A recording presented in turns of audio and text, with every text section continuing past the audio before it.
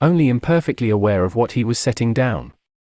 His small but childish handwriting straggled up and down the page, shedding first its capital letters and finally even its full stops. April 4, 1984. Last night to the flicks.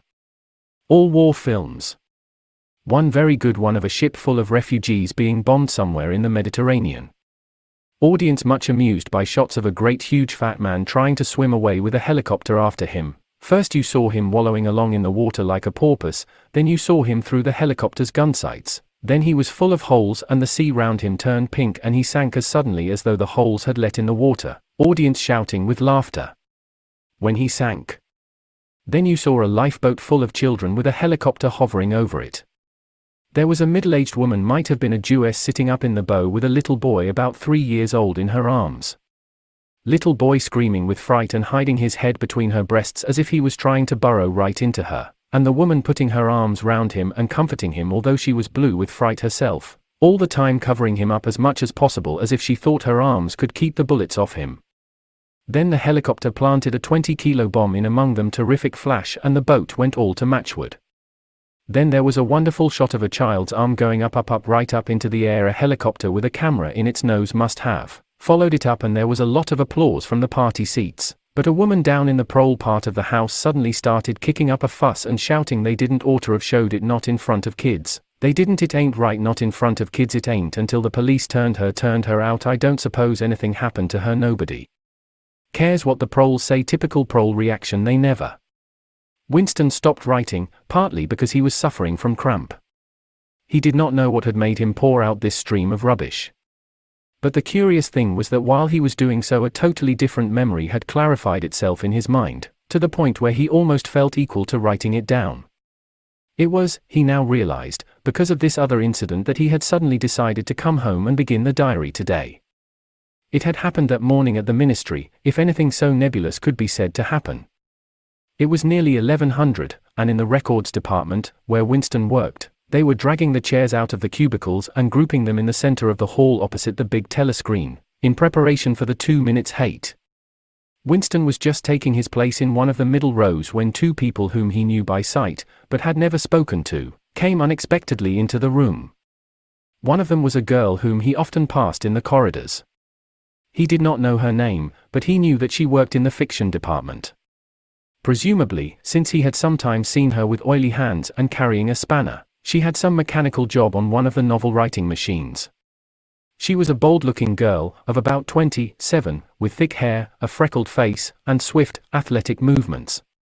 A narrow scarlet sash, emblem of the Junior Anti-Sex League, was wound several times round the waist of her overalls, just tightly enough to bring out the shapeliness of her hips. Winston had disliked her from the very first moment of seeing her. He knew the reason. It was because of the atmosphere of hockey fields and cold baths and community hikes and general clean-mindedness, which she managed to carry about with her. He disliked nearly all women, and especially the young and pretty ones. It was always the women, and above all the young ones, who were the most bigoted adherents of the party, the swallowers of slogans, the amateur spies and nosers out of unorthodoxy. But this particular girl gave him the impression of being more dangerous than most. Once when they passed in the corridor, she gave him a quick sidelong glance which seemed to pierce right into him, and for a moment had filled him with black terror. The idea had even crossed his mind that she might be an agent of the thought police. That, it was true, was very unlikely.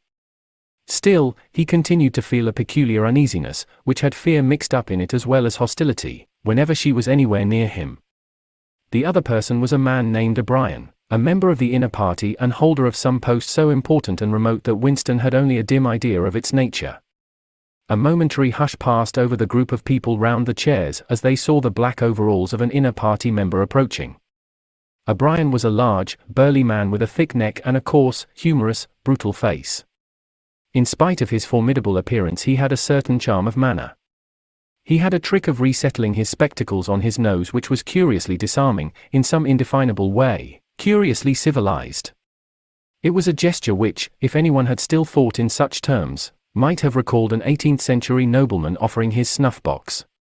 Winston had seen O'Brien perhaps a dozen times in almost as many years. He felt deeply drawn to him, And not solely because he was intrigued by the contrast between O'Brien's urbane manner and his prizefighter's physique. Much more it was because of a secretly held belief, or perhaps not even a belief, merely a hope, that O'Brien's political orthodoxy was not perfect. Something in his face suggested it irresistibly. And again, perhaps it was not even unorthodoxy that was written in his face, but simply intelligence.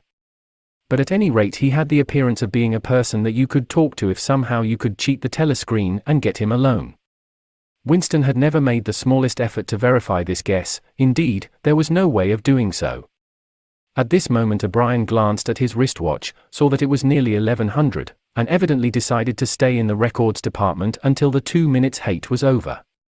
He took a chair in the same row as Winston, a couple of places away. A small, sandy-haired woman who worked in the next cubicle to Winston was between them. The girl with dark hair was sitting immediately behind. The next moment a hideous, grinding speech, as of some monstrous machine running without oil, burst from the big telescreen at the end of the room. It was a noise that set one's teeth on edge and bristled the hair at the back of one's neck. The hate had started. As usual, the face of Emmanuel Goldstein, the enemy of the people, had flashed onto the screen. There were hisses here and there among the audience. The little sandy-haired woman gave a squeak of mingled fear and disgust. Goldstein was the renegade and backslider who once, long ago, how long ago, nobody quite remembered, had been one of the leading figures of the party, almost on a level with Big Brother himself, and then had engaged in counter-revolutionary activities, had been condemned to death, and had mysteriously escaped and disappeared. The programs of the 2 minutes hate varied from day to day, but there was none in which Goldstein was not the principal figure. He was the primal traitor, the earliest defiler of the party's purity. All subsequent crimes against the party, all treacheries, acts of sabotage, heresies, deviations, sprang directly out of his teaching. Somewhere or other he was still alive and hatching his conspiracies, perhaps somewhere beyond the sea, under the protection of his foreign paymasters, perhaps even, so it was occasionally rumored, in some hiding place in Oceania itself.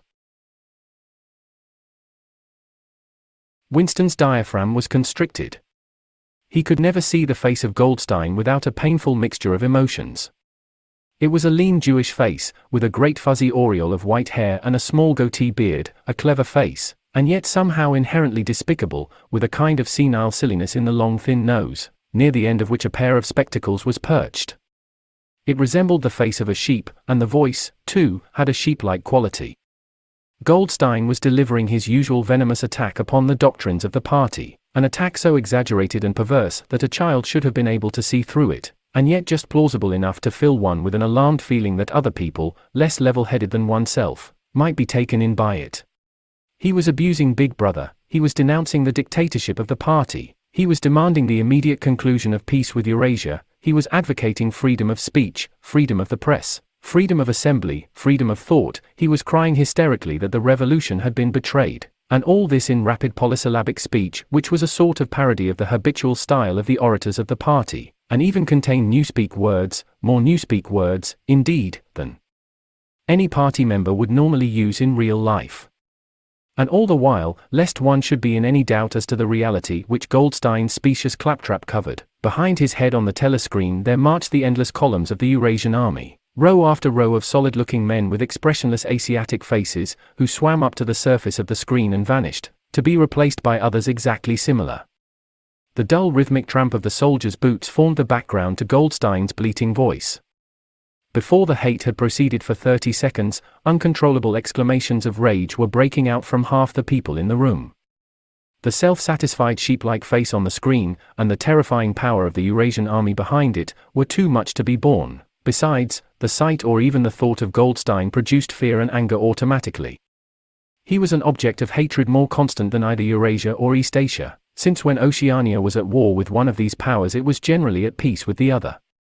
But what was strange was that although Goldstein was hated and despised by everybody, although every day and 1,000 times a day, on platforms, on the telescreen, in newspapers, in books, his theories were refuted, smashed, ridiculed, held up to the general gaze for the pitiful rubbish that they were, in spite of all this, his influence never seemed to grow less. Always there were fresh dupes waiting to be seduced by him. A day never passed when spies and saboteurs acting under his directions were not unmasked by the thought police. He was the commander of a vast shadowy army, an underground network of conspirators dedicated to the overthrow of the state. The Brotherhood, its name was supposed to be. There were also whispered stories of a terrible book, a compendium of all the heresies, of which Goldstein was the author and which circulated clandestinely here and there. It was a book without a title. People referred to it, if at all, simply as the book. But one knew of such things only through vague rumors. Neither the Brotherhood nor the book was a subject that any ordinary party member would mention if there was a way of avoiding it. In its second minute the hate rose to a frenzy. People were leaping up and down in their places, and shouting at the tops of their voices in an effort to drown the maddening bleating voice that came from the screen. The little sandy-haired woman had turned bright pink, and her mouth was opening and shutting like that of a landed fish. Even O'Brien's heavy face was flushed. He was sitting very straight in his chair, his powerful chest swelling and quivering as though he were standing up to the assault of a wave. The dark-haired girl behind Winston had begun crying out, "Swine! Swine! Swine!" and suddenly she picked up a heavy Newspeak dictionary and flung it at the screen. It struck Goldstein's nose and bounced off. The voice continued inexorably. In a lucid moment Winston found that he was shouting with the others and kicking his heel violently against the rung of his chair. The horrible thing about the 2 minutes hate was not that one was obliged to act a part, but, on the contrary, that it was impossible to avoid joining in. Within 30 seconds any pretense was always unnecessary. A hideous ecstasy of fear and vindictiveness, a desire to kill, to torture, to smash faces in with a sledgehammer, seemed to flow through the whole group of people like an electric current, turning one even against one's will into a grimacing, screaming lunatic. And yet the rage that one felt was an abstract, undirected emotion which could be switched from one object to another like the flame of a blowlamp.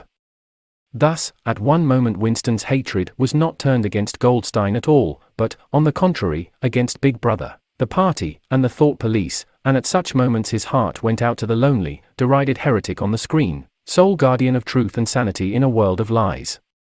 And yet the very next instant he was at one with the people about him, and all that was said of Goldstein seemed to him to be true. At those moments his secret loathing of Big Brother changed into adoration, and Big Brother seemed to tower up, an invincible, fearless protector, standing like a rock against the hordes of Asia, and Goldstein, in spite of his isolation, his helplessness, and the doubt that hung about his very existence, seemed like some sinister enchanter, capable by the mere power of his voice of wrecking the structure of civilization. It was even possible, at moments, to switch one's hatred this way or that by a voluntary act. Suddenly, by the sort of violent effort with which one wrenches one's head away from the pillow in a nightmare, Winston succeeded in transferring his hatred from the face on the screen to the dark-haired girl behind him. Vivid, beautiful hallucinations flashed through his mind. He would flog her to death with a rubber truncheon. He would tie her naked to a stake and shoot her full of arrows like Saint Sebastian. He would ravish her and cut her throat at the moment of climax. Better than before, moreover, he realized why it was that he hated her. He hated her because she was young and pretty and sexless, because he wanted to go to bed with her and would never do so, because round her sweet supple waist, which seemed to ask you to encircle it with your arm, there was only the odious scarlet sash, aggressive symbol of chastity. The hate rose to its climax.